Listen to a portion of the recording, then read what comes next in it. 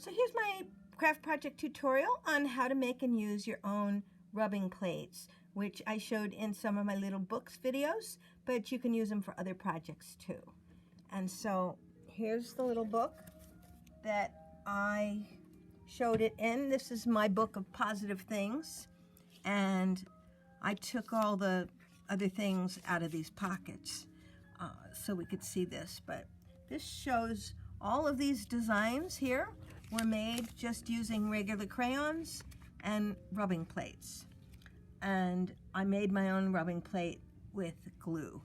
So you can see this design here. See which way, I think it went that way. So this design here was made from this rubbing plate by putting the rubbing plate underneath and coloring over it with crayon. And so this really only works with little books that you've folded out of regular thin, copy paper. It generally doesn't work with the thicker cardstock. So this is how you do it. You take your Elmer's glue all. Now, the school glue is a little thin and runny, so I don't use that. I use the regular Elmer's glue all, and I started here already. Just, do some designs. You can do a smiley face. And what you'll do is let that dry probably overnight. It pretty much is going to take overnight before it dries. And then, once it's dry, you take your paper and put it on top, and you will rub it with the crayon. So I'll show you how we'll do that on our little book. Here's a little book. So this little book has been folded, and I like to do that because that helps me decide where I'm going to put these designs. So I want to use this design on this page here. So I'm going to use my crayons. Now, I like to use rainbow colors, and just a reminder of Roy G. Biv is red, orange, yellow, green, blue, indigo, and violet. So those are the crayons that I picked out, and I like to use the ones that have been broken and with the paper peeled off. So you just simply rub over this however you want, and the design is going to show up. Oops, there we go.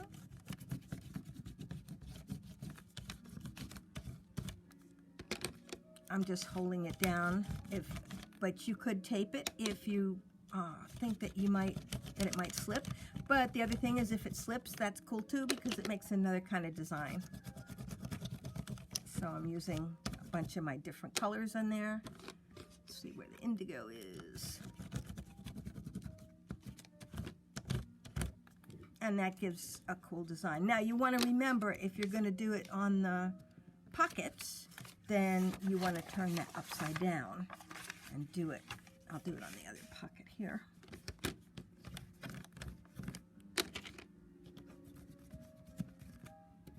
And so that when you fold it back up, they'll both, so there's on that pocket and on this one.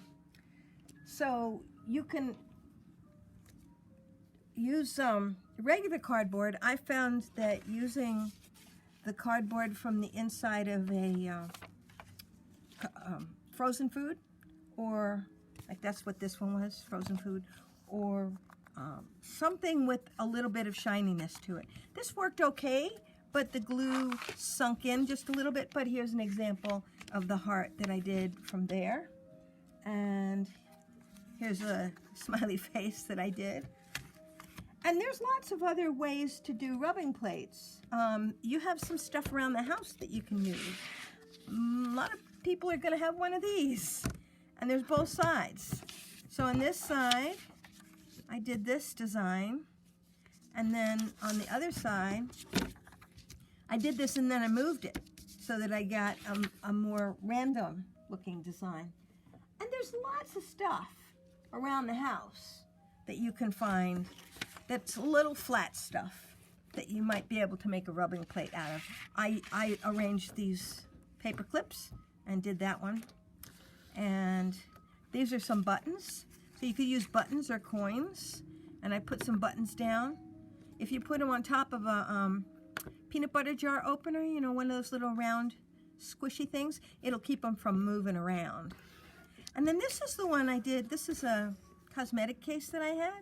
So I just put my paper on top of that and did my rubbing design around there. But this one I think is maybe my favorite one because it's so interesting. And that one, I thought it was on here. I think it might be on this. Oh, here it is. It's underneath there. And here it is. So underneath these two are made from a rubbing plate with this little hair comb. So that's what makes that kind of design. So you can look around the house and find all kinds of things to make little textures from. And then put them on your little book. And then when people take the little cards out, or you take the little card out, you have cards in your little book, you have something interesting to look at when you take that out. So that's a fun project that you can do with things around the house.